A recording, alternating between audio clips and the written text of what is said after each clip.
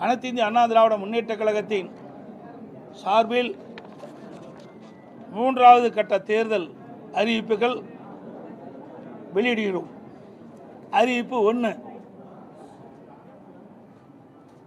திரு ஸ்டாலின் தலைமையிலான நிர்வாக திறனற்ற விடியா திமுக ஆட்சியில் கடந்த 5 ஆண்டுகளில் அத்தியாவசிய பொருட்களின் விலைவாசி விஷம்போல் ஏறி மக்கள் கடுமையாக பாதிக்கப்பட்டுள்ளனர்.